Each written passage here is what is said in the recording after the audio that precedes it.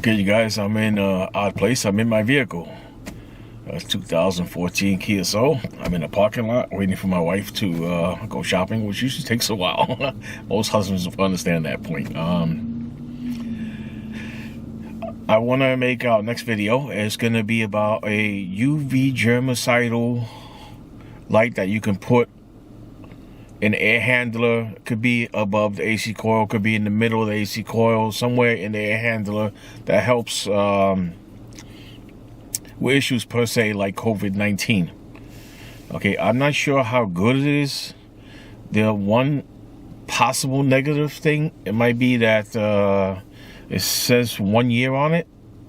I didn't check the warranty on it, but I'll show you the packaging, the name and all that, and I'll put it in the description. I apologize, I don't have it with me now.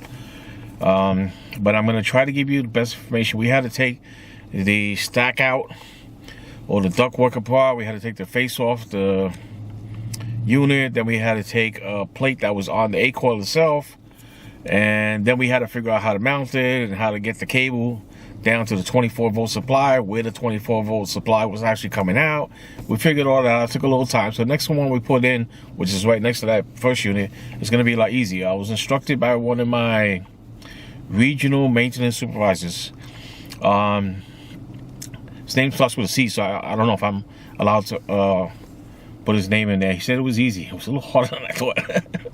But we got it though, and I guess the idea was easy. I guess maybe that's what he meant. The concept was easy. Just a 24-volt supply, figure out where you're gonna mount it, and, you know. It came with a magnet. The magnet was pretty strong. We decided to screw it in place because we didn't want it to go anywhere, move around at all. Where the air handler was moving, the airflow,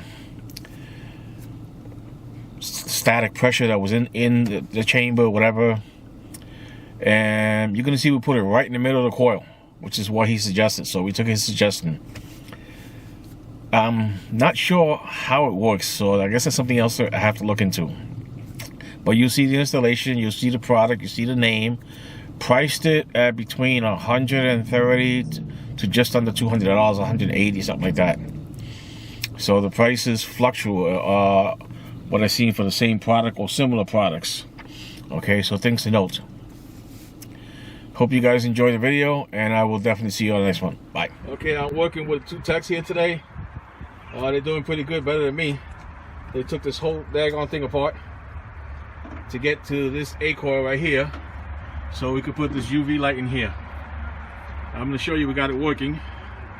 I got to press the door switch. Where is it? Somewhere. It's right here.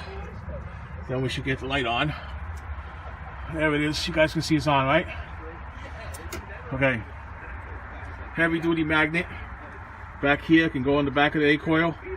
Probably going to want to put at least one screw in there just in case vibration, got too much head pressure in there, whatever. Got to fish this blue cable, and it's connected to the outside plate before we put it back. They ran it down the furnace, and they ran it to the bottom, and they picked up from the 24-volt line, which is these two right here. They come from the top, the blue and the green. That's a 24-volt supply, and then power red and black is feeding that transformer over there. That's how simple it is. At least that's how simple it looks. Now we got to put everything back together. At least we know we got everything working. Okay, there is our hole in our cover plate, and there's the wire fish through. We're going to use aluminum tape to lock it all down after we put everything back in place. We're going to also take off the magnet and put two screws. There's a hole there, and there's a hole in the bottom there. And we'll put two sheet metal screws there, because I don't want it to vibrate for any reason or fall down or break. We're going through all this work, we want to get it done right. The magnet might suffice, but we don't know. So that's where we're going. Okay, there it is. It's in place. Screwed in, two screws. The guys are doing really good work. I'm just supervising. There's the hole there, so we're going to fish it through there. That's the outside plate. And we already tested. Everything's working. We're good to go. We're almost finished. I'm going to show you the package in a second. Okay, this is the actual packaging. Basically, in the directions, you're allowed to break the plate so you don't have to use the magnet. after we did that, it winds up that the plate in the back, the cable sticks out too far. It's not flexible enough. We have to remount the plate. Just put a tab on it, bend the lip, make a lip, and then screw it back together. That's how we mounted it back. So if you're going to use the method we showed you, don't break the magnet off. Just take the screw out for the magnet. The screw in the nut has a little lock washer in it. Okay, I think that's enough for now until I do the intro. See you guys on the next one. Bye. Okay, we got everything hooked up as we explained before.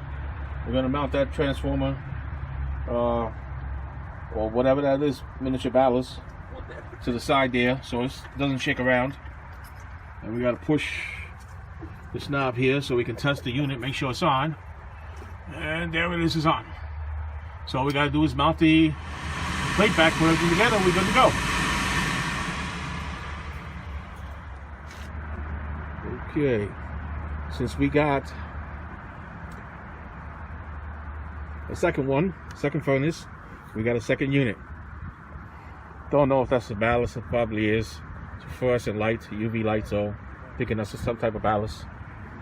Don't know how much watch. I didn't look at the instructions, but it said to break it here if we're going to use these two holes, but this stuck out in the back here and I couldn't do it after you tighten it down. So I had a large space like this and I couldn't put it flush in the wall, so we had to make a lip here, remount it to this, and then take the magnet off and mount that to the wall. So no need to break it like it says in the instructions.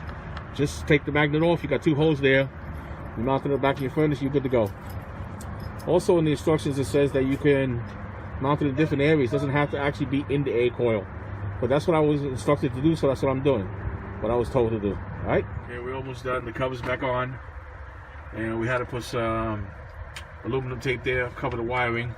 Now they cut a little gap here for the outer door, and once that's in place, we'll be all done here. Oh, they gotta screw down the ballast, and that's it. Okay, there is the instructions, and you can see where it shows you can actually break the tab, excuse me, right here, and that seemed to be a mistake for us. Didn't work for us. Unless we're going to put a hole somewhere in the back plate, and there was the ductwork there, so I couldn't do that. Best for us was to leave the magnet, the piece together, and just take the magnet off. What else we got here? We got, and you got different locations to put it, like I was trying to describe. Doesn't have to actually be inside the A coil like we're doing, but that's what I was instructed, and we're able to do it, so that's what I'm going with. All right, a warranty card, gotta mail that in, and this sticker goes on the outside. I guess we gotta fill this out and put this on the outside of the furnace so they know it's in there. That's gonna be it. Okay, I don't want to say no names, but I got Mr. Merritt and Mr. Turner here did all the work. I was just supervising. They put the tape there. We're gonna put a little more tape on there if we have to. And I showed you the tape on the inside cover, and everything's working. It's fired up already. We gotta let the office warm up because we've been out here like 3 hours, and we let the office warm up. And then after lunch, we'll come back and do the other one. All right, so we got one done. The second one should be a lot easier. You guys can see exactly what's going on. Hope you guys have a good one, and I'll see you guys in the next one. Bye.